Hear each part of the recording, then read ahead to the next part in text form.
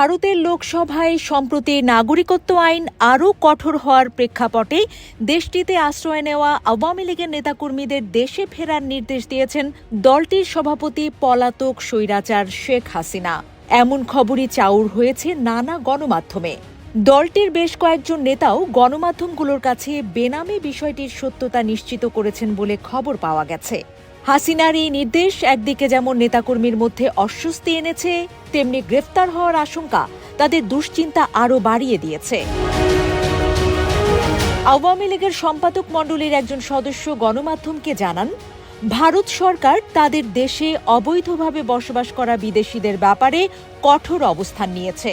নতুন আইনে অনাগরিকদের চিহ্নিত করে ফেরত পাঠানোর প্রক্রিয়া আরও জোরদার করা হয়েছে।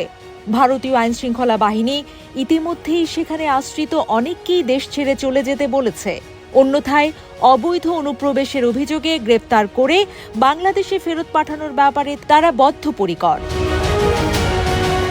এই নেতা আরও বলেন, পরিস্থিতি এতটাই কঠিন যে হয়তো আর পরজোর 2 মাস ভারতে থাকা যেতে পারে। এরপর ভারত সরকারের আইনশৃঙ্খলা বাহিনী ব্যাপক অভিযান চালিয়ে অবৈধ অনুপ্রবেশকারীদের আটক করে জেলে পাঠাতে পারে। এমন পরিস্থিতিতে দলের হাইকমান্ডের দেশে ফেরার নির্দেশনা নেতাকর্মীদের জন্য একটি কঠিন বার্তা বহন করছে। তবে আওয়ামী লীগের নেতাকর্মীদের মধ্যে এখন প্রধান উদ্বেগ হল দেশে ফেরার প্রক্রিয়া এবং এখানে আইনি ব্যবস্থার সম্মুখীন হওয়া। দীর্ঘদিন দেশের বাইরে থাকার কারণে অনেকের বিরুদ্ধেই মামলা বা অন্যান্য আইনি জটিলতা থাকতে পারে। এই পরিস্থিতিতে দলের পক্ষ থেকে তাদের আইনি সহায়তা এবং পুনর্বাসনের বিষয়ে কোনো সুস্পষ্ট ঘোষণা এখনো আসেনি। ফলে হাসিনার নির্দেশনা জারির পরও অনেক নেতাকর্মী চরম অনিশ্চয়তার মধ্যে দিন কাটাচ্ছে।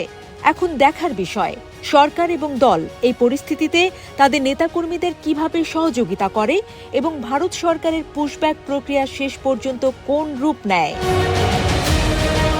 যদিও এ বিষয়ে ভারতের কোনো পরিষ্কার বক্তব্য পাওয়া যায়নি। সোজা কথায় বললে অবৈধ অনুপ্রবেশকারী, বিশেষ করে ভারতে বাস করা কথিত বাংলাদেশিদের তাড়াতে কড়া পদক্ষেপ নিয়েছে দিল্লি। তবে পলাতক স্বৈরাচার শেখ হাসিনাকে এখন তারা নিরাপদেই রেখেছে। কিন্তু আওয়ামী লীগের হাতে গোনা কয়েকজন নেতা ছাড়া ভারতের আশ্রয়ে ভিসাহীনভাবে থাকা দলটির ছোটখাটো নেতাকর্মীদের ভবিষ্যৎ অন্ধকার। শেখ হাসিনা হঠাৎ দেশ ছেড়ে পালিয়ে ভারতে গিয়ে আওয়ামী লীগের নেতাকর্মীদের বিপাকে ফেলেন একবার। এবার কষ্টে শিষ্টে ভারতে পালাতে পারা নেতাকর্মীদের হাসিনা বিপদে ফেলছেন আরও একবার। এমন কাণ্ডে অনেকেই একটু ব্যঙ্গ করেই বলছেন, হাসিনা যাদের নেত্রী তাদের আর আলাদা করে শত্রুর দরকার পড়ে না। দলের নেতাকর্মীদের বিপদে ফেলতে হাসিনা একাই যথেষ্ট।